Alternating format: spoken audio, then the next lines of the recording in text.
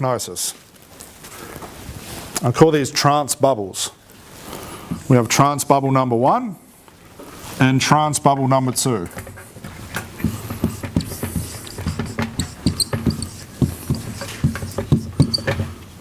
We have 2 choices here. Depending on if you like your clients, you can choose the bubble accordingly. Option number 1. You put a client into trance through your induction, which we'll learn, and just hope it's a pleasant experience for them. And just hope that they'll get therapized. And just hope they'll go deep enough. And just hope and hope and hope and hope. That's trance bubble number 1. And you're hoping when they come back out, they're happy. Who likes the sound of that? Okay, who likes that? Who would prefer for the hypnotist to set up the perfect trance, the perfect outcome, the perfect solution, and the perfect everything for you, and all you had to do was just listen to them? Who likes the sound of that? That's what trance bubble number 2 is. We kill hope and assumption, and we set it up. Who's seen those cooking shows where they bake a cake and they say, well, here's one I prepared earlier. We're going to bake that cake first. Okay? So what I would like you to do in your groups is put yourself in this position that you've booked in for a hypnosis session and your problem can be quite revealing. Okay, it's going to be very personal. Never been to hypnosis before. You've seen all the crazy shows. You've seen people cluck like chickens and it looks a bit scary. What type of things do you think would be going through your mind if you were in that position as a client? Do you think you'd be nervous? Do you think you'd be anxious about the session? What I'd like you to do is write down as many of these assumptions as possible of how this nervous hypnotist, or what this nervous client, is thinking and feeling. Write a list of these in your groups, because what we're going to do is set it up to appease those problems and those emotions, so when they go in here, the common report you get when they come out is, I want to go back, that was awesome. That's what we're looking for, okay? So let's bake that cake. So in your groups, be a hell of a car, write these down. Okay. So what type of things do you think this client will be experiencing? They presuppose what's going to happen to them? Presuppose what will happen and probably get it wrong as well, based on what they know or think they know about hypnosis, yeah? So it could work both ways, okay? Definitely resistance. They're worried about what if you are going to make them yeah, all those thoughts. Yes. Take control of their mind. Yes. They reflect on the TV shows. There's a new horror movie that just come out that just ruins the credibility of hypnosis. This won't work? This won't work, based on maybe my friend's been hypnotised where he said it didn't work. Now I'm going to start thinking those thoughts as well. What else? See a Facebook photo of yourself drooling? Yes. What? Yes. See a Facebook photo of someone drooling in a hypnosis show or something like that. Yeah. Think, was that going to happen to me? Yeah. People said it doesn't work. People said it doesn't work. Or they already think that I can't be hypnotised. I can't be hypnotised, yes. I'm too intelligent to be hypnotised. I'm not smart enough. Relive some sort of traumatic memory. Thank you. They're trying to hold that Yeah. Is this session going to be too much for me to handle? Am I ready to experience this, face my demons? Am I ready, as Crystal said before, am I ready to let go of that identity? You know, that's who I am in my group. I'm the complainer. That's all they know me as. What else? How will I know? I want concrete results. How will I know? I want concrete, yes. I start thinking that I want those. Am I going to quit straight away?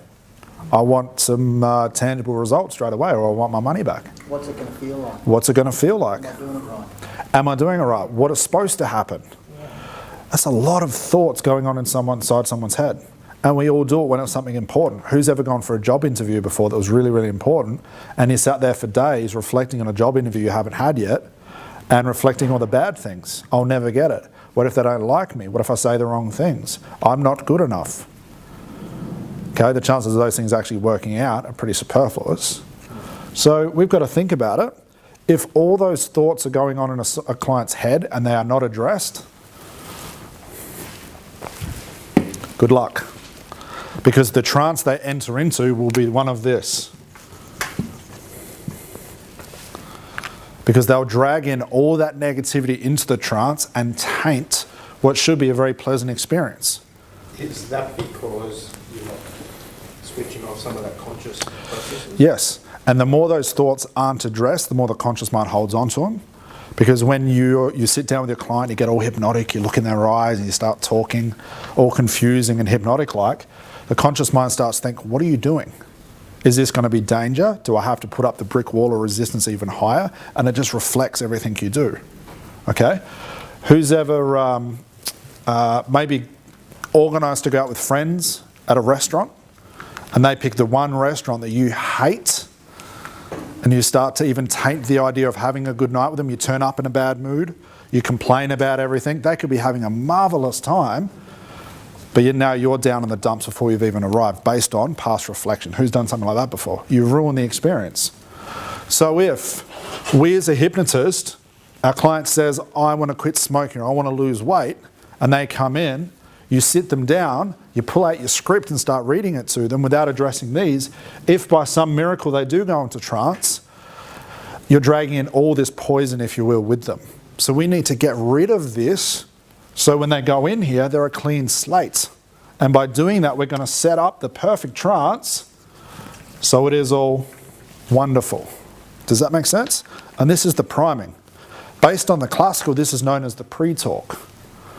Okay? So what I want you to do with your list of all the negative stuff, let's say you were that client again. What would you like your hypnotist to tell you about the session that you know nothing about yet?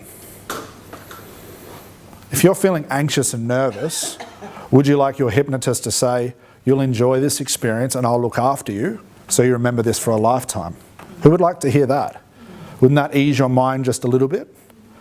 So I want you to come up with what are known as priming themes. And they're just all happy stuff. Okay? So you might want to tell this client they'll be really relaxed, they'll enjoy the experience, they'll get to learn about themselves, all of those sorts of things. Does that make sense? Make a long list of these. And I suggest you buy a thesaurus because it does help expand your vocabulary. So you're not just saying the same words. You'll be really relaxed and you'll be really calm. There are more words outside of relaxed and calm. Okay? So let's write a list of as many of these priming themes as possible so we can then start to create your priming sequence. We're setting up. Now believe it or not, if you do this well enough, the priming sequence, the rest of the stuff, you can do almost half-assed. You can have the worst induction in the world and you can be really, really bad at it, but if you set it up perfectly, your client will not be able to resist. It beats the old thinking, which is, what's the best induction for the best type of client? That's the wrong thinking. It should be, how well can I set up the context of the session so I can use any induction? Or I can just look at my client and say, close your eyes and go into trance, as Milton Erickson would do. But we need to set it up accordingly. So make a list, all positive, please, and let's see what we can come up with.